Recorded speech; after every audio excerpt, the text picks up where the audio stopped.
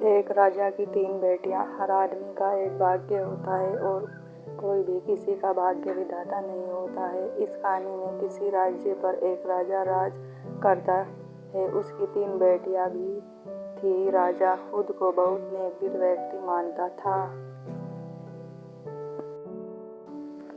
और उसकी गलतफहमी थी कि उसकी तीनों बेटियां का भाग्य उसकी मुट्ठी में है। पर यह गलत है, क्योंकि हर आदमी का भाग्य उसके खुद के हाथ में होता है। हम खुद अपना भाग्य बनाते हैं। पर यही बात राजा को उसकी तीसरी बेटी ने समझाई। तब से उसको समझ आ गया कि किसी आदमी का भाग्य खुद के उसके हाथों में होता है। मुझे लगा इस कहानी से आपको कुछ अच्छी सीख मिलेगी, इसलिए आपके साथ शेयर की। आओ पढ़ते हैं।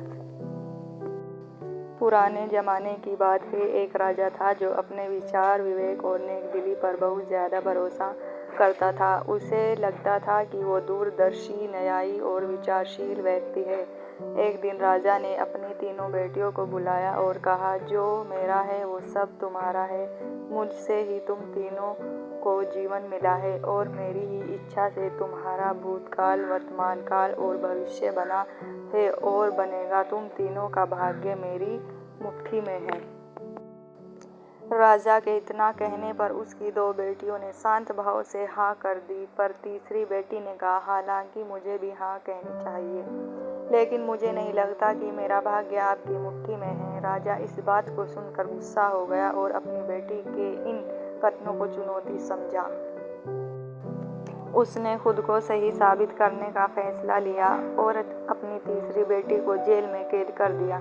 सभी लोग यही सच समझने लगे कि राजा की बेटी ने जरूर कुछ ऐसा किया होगा जिससे उसकी ये हालत है, वरना कोई राजा बाप अपनी बेटी को ऐसी सजा देना चाहे।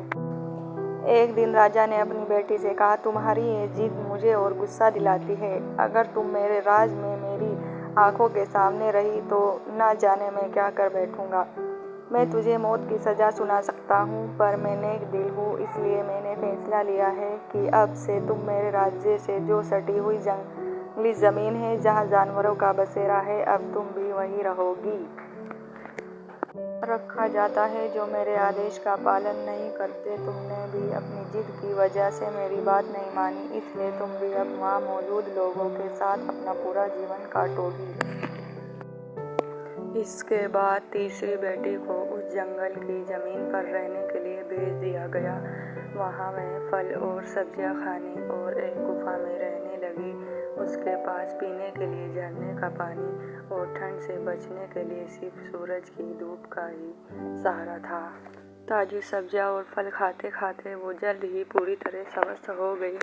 उसने वहाँ पर खेती करना भी शुरू कर दिया। गुफा को उसने घर की तरह सजा लिया था और खुशी खुशी वही रहती थी। एक दिन वहाँ पर एक भटका हुआ राहगीर आ पहुँचा।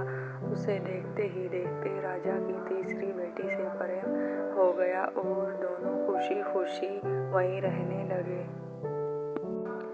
उस जंगल में उन दोनों के अलावा और भी कई लोग रहते थे, जिनकी मदद से उन्होंने उस जंगल को एक शहर के रूप में बदल दिया। कुछ ही सालों में राजा की तीसरी बेटी और वो राहगीर उस शहर का राजा रानी बन गए। अब उनके शहर की चर्चा दूर दूर तक होने लगी। जैसे ही इसकी जानकारी राजा को मिली, वह उस जंगल में सब कुछ देखने के लिए पहुंच गया। जब उसने वहां की राजगद्दी पर अपनी बेटी को बैठे देखा और साथ में एक खूबसूरत युवक को, तो उनके होश उड़ गए। राजा की बेटी ने अपने महल में अपने पिता का पूरे सम्मान के साथ स्वागत किया। उसने अपने पिता से उसके पूरे बर्ताव में फैसले के लिए कुछ भी नहीं कहा। जैसे ही राजा वहाँ बैठा तो उसे एक आवाज़ सुनाई देने लगी, जो कह रही थी कि हर इंसान स्वयं ही अपना भाग्य बनाता है, कोई अन्य इंसान किसी और का भाग्य नहीं बना सकता। इसके बाद राजा को स्वयं ही अपनी गलती पर पछतावा होने लगा और उसने अपनी सभी बेटियों को अपने भाग्य से आज़ाद कर दिया।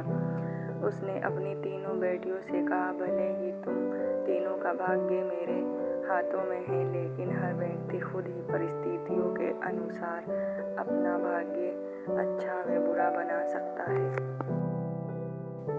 कहानी से सीख। राजा और उसकी 3 बेटियों की कहानी हमें ये सीख देती है कि कोई भी व्यक्ति किसी का भाग्य बना या बिगाड़ नहीं सकता। हमारा भाग्य सिर्फ हमारे हाथों में ही होता है, जिसे हम अपनी सूझबूझ से बुरी परिस्थितियों में भी अच्छा बना सकते हैं।